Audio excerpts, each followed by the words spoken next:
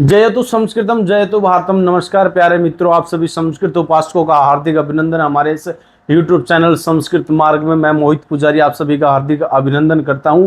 आज हम जो चैप्टर पढ़ेंगे वो चैप्टर पढ़ेंगे लघु सिद्धांत कौमुदी। हमारे जो संस्कृत भाषा के विषय में सबसे जो उत्तम, सबसे श्रेष्ठ, जो सबसे पहला कदम माना जाता है हमारा, वो माना जाता है लघु सिद्धांत, अर्थात व्याकरण को, व्याकरण के पद चिन्हों पे चल के हम संस्कृत भाषा में एक उन्नति के स्तर पर पहुंचते हैं। तो आज हम लघु सिद्धांत कौमुदी का जो पहला अध्याय है, पहली कक्षा हम आज प्रारंभ कर रहे हैं। सभी विद्यार्थी बड़े ध्यान से देखेंगे और एक एक शब्द आपके लिए बड़ा महत्वपूर्ण है।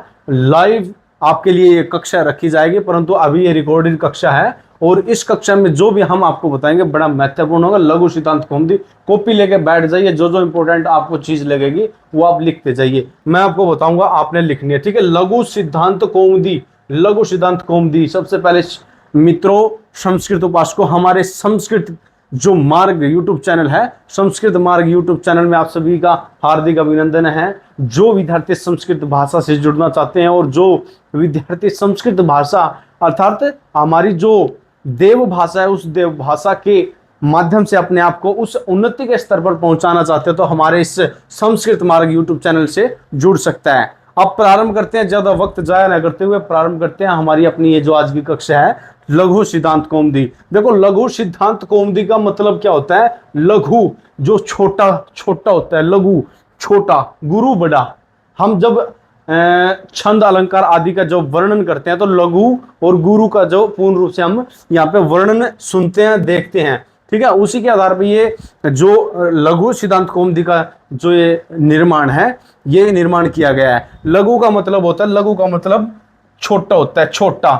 लघु का मतलब होता है छोटा, ठीक है। लघु सिद्धांत, सिद्धांत होता है सूत्र या कोई किसी के ऊपर कोई टिकाएं बन जाती है, कोई और रिसर्च कर देता है, उसको सिद्धांत मतलब इसने सिद्ध कर दिया, इस चीज को लघु रूप सिद्ध कर दिया, ठीक है। कौमुदी को अर्थात व्याकरण को इन्होंने सिद्ध कर दिया। किसने कर दिया? श्री वरदराज जी ने इसको लघु रूप बना दिया। अब आपको ये पता लगेगा यहाँ पे कि जो लघु सिद्धांत कौमुदी है, अर्थात हर बच्चा यहाँ नहीं जान पाता कि लघु सिद्धांत कौमुदी किसकी जो रचना है। लघु सिद्धांत कौमुदी श्री वरदराज जी की रचना है और ये लघु सिद्धांत कौमुदी वरदराज जी की रचना है। तो ये रचना कहाँ से की गई है? जो व्याकरण सिद्धांत कौमुदी है, व्याकरण सिद्धांत कौमुदी, ये हमारे भट्टोजी दीक्षित है, जो श्री वरदराज जी के गुरुजी हैं, वरदराज जी के गुरुजी हैं, जिनके चरण कमल पद चिन्हों पे चल के इन्होंने लघु सिद्धांत कौमुदी का जो निर्माण कर दिया। अब इनके गुरुजी ने व्याकरण सिद्धांत कौमुदी की रचना की। पाणिनि की जो अष्टाध्यायी है, पाणिनि के सूत्रों को उठा के उन्होंने एक व्याकरण सिद्धांत कौमुदी, एक ग्रंथ की रचना की। उस ग्रंथ से अपने गुरुजी के चरणारविंद, गुरुजी के उस सानिध्य में रहकर उन्होंने उस व्याकरण सिद्धांत कौमुदी का जो लघु रूप बना दिया, लघु सिद्धांत कौमुदी की रचना कर दी। अब यहाँ पे कॉपी में आप नोट करो कि लघु सिद्धांत कौमुदी जो रचना है वो है श्री वरदराज जी के द्वारा रचित। जो ये लघु सिद्धांत कौमुदी है, ये हम व्याकरण के विषय में पढ़ते हैं। तो एक प्रश्न यहां से बनता है कि लघु सिद्धांत कौमुदी किसकी रचना है? लघु सिद्धांत कौमुदी जो रचना है वो श्री वरदराज जी के द्वारा रचित लघु सिद्धांत कौमुदी है। अब यहाँ पे एक क्वेश्चन और बनता है कि जो श्री वरदराज जी हैं, उनके गुरुजी कौन है? उनके गुरुजी है श्री भट्टोजी दीक्षित, जो हम उसके विषय में आगे बताएंगे। इस लघु सिद्धांत कौमुदी में सबसे पहले जो हमारा आता है मंगलाचरण। मंगलाचरण के विषय में आपको पूरी जानकारी देंगे। मंगलाचरण होता क्या है, क्यों लिखा जाता है, मंगलाचरण के विषय में क्या क्या जानकारी हम आपको बताएंगे। उससे पहले हम आपको देखो यहाँ पे ये पूरी डिटेल दे दिया है। जो व्याकरण सिद्धांत कौमुदी है, व्याकरण सिद्धांत कौमुदी किसके द्वारा रचित है? श्री भट्टोजी दीक्षित। आप सभी कमेंट करके बताएं कि जो व्याकरण सिद्धांत कौमुदी है वो किन के द्वारा रचित है? भट्टोजी दीक्षित के द्वारा जो ये रचित है, ये हमारी व्याकरण सिद्धांत कौमुदी। और भट्टोजी दीक्षित ने सबसे पहले व्याकरण सिद्धांत कौमुदी की रचना की। फिर उसके बाद में जो उनके शिष्य थे श्री वरदराज जी, वरदराज जी ने क्या किया कि मध्य सिद्धांत कौमुदी की रचना की और उसके बाद में एक लघु रूप बनाया। जो लघु रूप इसलिए बनाया कि जो संस्कृत मार्ग की जो सीढ़ी है ना, ये पहला स्टेप है। अगर व्याकरण सिद्धांत कौमुदी में आप जो अपना कदम रखते हो तो ये जो लघु रूप है, ये लघु रूप पढ़ना बड़ा ही आवश्यक होता है, ठीक है। पहला क्वेश्चन ये बनता है कि श्री वरदराज जी कौन है? वरदराज जी होते हैं भट्टो जी के जो शिष्य हैं, वो श्री वरदराज जी है।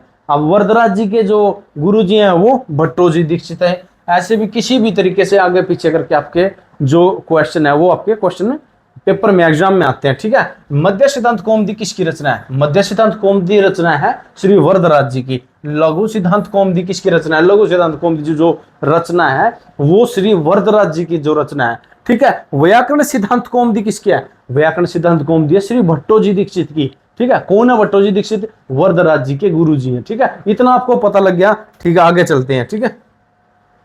आइए अब ये आगे हमारी मंगलाचरण के विषय में जानकारी आ गई है, ठीक है।